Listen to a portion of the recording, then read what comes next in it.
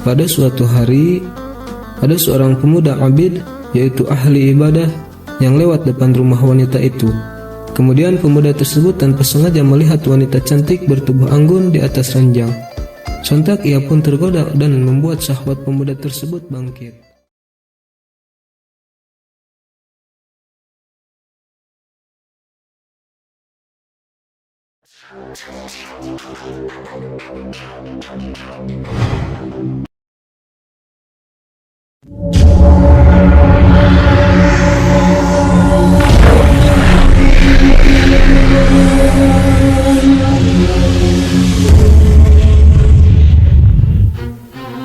Assalamualaikum warahmatullahi wabarakatuh.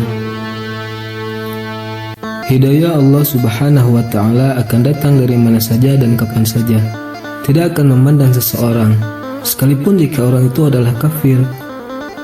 Bahkan seorang pelacur pun dapat mendapatkan hidayah dari Allah subhanahu wa ta'ala. Seperti kisah seorang wanita nakal yang mendapatkan hidayah dari Allah lewat pelantara pemuda soleh. Ada beberapa ulama yang menceritakan kisah wanita tersebut, di antaranya dalam kitab Durratun Nasihin fil Wazi wal Irsyad, kemudian oleh Ibnu Qudamah dalam kitab At-Tawabin, dan turut dinukil Ibnu Watiniyah dalam buku Nisa'ul Auliya, yaitu kisah wanita-wanita kekasih Allah.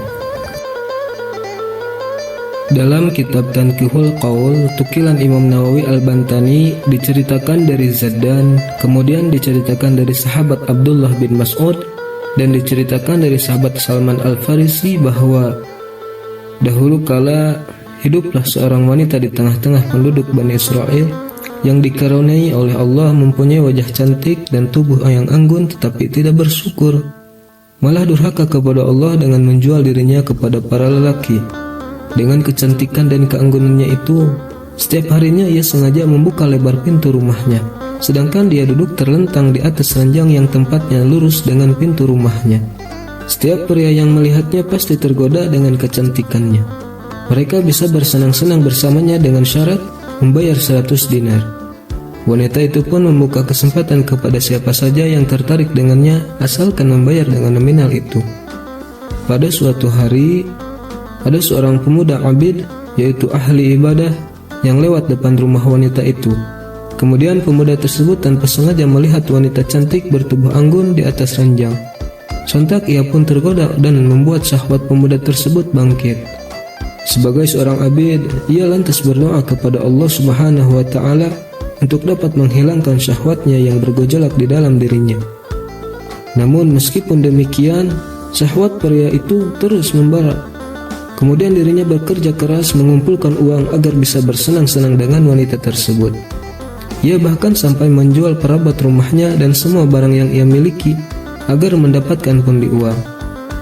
Bahkan juga menjual baju tenun miliknya sampai terkumpullah uang 100 dinar. Pria itu berhasil mengumpulkan uang yang dibutuhkan untuk dapat membeli wanita tersebut. Tak lama ia pun bergegas pergi ke rumah wanita itu. Sampainya di rumah wanita itu, ia lantas membayar dan memesan untuk dapat melakukan hubungan dengannya. Tiba pada waktu yang telah ditentukan, pemuda ahli ibadah itu menemui si wanita, dan wanita itu pun telah siap segalanya. Ia berdandan dan duduk di atas ranjang. Sungguhnya engkau telah memikatku sehingga aku bekerja keras untuk mendapatkan 100 dinar agar bisa mendapatkanmu, kata pemuda itu. Wanita nakal itu lantas memintanya untuk mendekatinya. Tak lama kemudian si pemuda yang telah tergoda ini mengulurkan tangannya. Namun Allah subhanahu wa ta'ala menurunkan rahmatnya dari berkah ibadah serta tobat yang dilakukan pemuda itu. Ketika pemuda ahli ibadah itu mengulurkan tangan untuk menyentuh wanita tersebut, seketika ia teringat akan menemui Tuhannya dan berdiri di hadapannya. Ia lantas dilanda ketakutan yang luar biasa. Tubuhnya gemetar dan raut wajahnya berubah. Hatinya langsung terguncang hebat dan merasa takut akan kuasa Allah subhanahu wa ta'ala. Dalam hatinya ia bergumam, sungguh Allah melihat perbuatan ini dan melubur semua amalmu. Merasa Allah subhanahu wa ta'ala tahu akan perlakuannya sekarang dan merasa seluruh amal ibadah yang ia bangun akan lenyap. Kemudian ia berkata, biarkan aku keluar dari sini dan 100 dinar itu milikmu." Melihat keadaan yang aneh ini, si wanita bertanya, "Apa yang terjadi denganmu? Bukankah engkau kumpulkan uang itu untuk bisa bersenang-senang denganku? Tapi ketika sudah tercapai, engkau tinggalkan begitu saja tanpa melakukan apapun. Sungguh aku takut kepada Allah. Sungguh uang yang telah aku berikan kepadamu itu halal untukmu. Tolong izinkan aku keluar," ucap laki-laki itu. Wanita itu kembali bertanya, "Apakah kamu tidak akan berbuat apapun kepadaku?" "Tidak," jawabnya.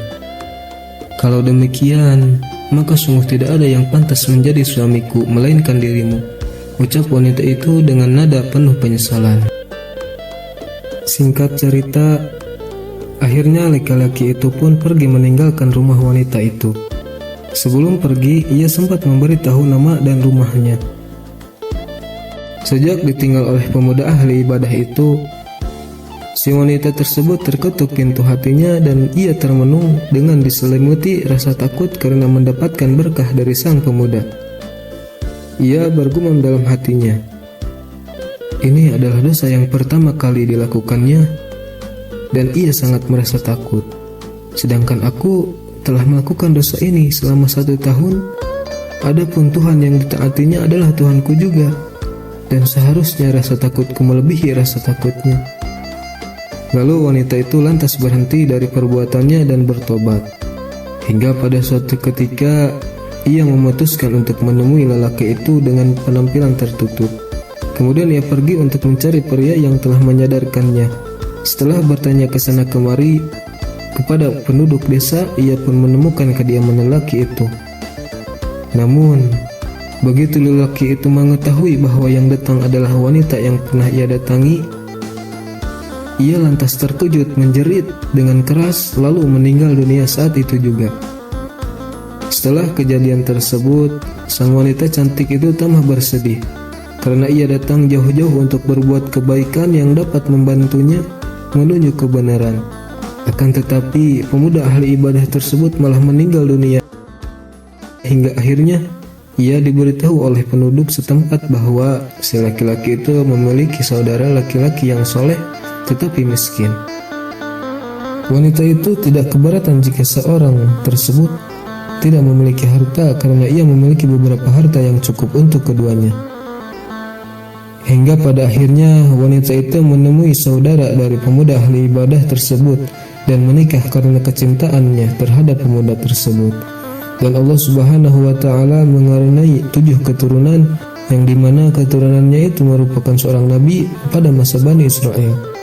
Ada yang berpendapat bahwa wanita itu bernama Al-Malikah, namun tidak disebutkan secara terperinci nama-nama nabi anak Al-Malikah tersebut. Seperti yang kita ketahui sebelumnya bahwa terdapat 124.000 nabi dan diantaranya terdapat 305 rasul. Di antara banyaknya nabi yang ada, kita hanya diwajibkan untuk mengetahui 25 nabi saja. Demikianlah kisah Al-Malikah, seorang wanita nakal yang mendapat hidayah dari Allah Subhanahu wa Ta'ala. Kisah tadi hendaknya menggugah nurani kita bahwa tidak ada kata terlambat dalam bertaubat atau jangan sampai berputus asa oleh tumpukan dosa. Seorang mungkin berkata, "Aku ingin bertaubat namun dosaku terlalu banyak." Allah menjawab kalimat tersebut di dalam Al-Quran surah Az-Zumar ayat 53. "Katakanlah, hai hamba-hambaku yang melampaui batas terhadap diri mereka sendiri, janganlah kamu berputus asa dari rahmat Allah. Sesungguhnya Allah mengampuni dosa-dosa semuanya. Sesungguhnya dialah yang maha pengampun lagi maha penyayang."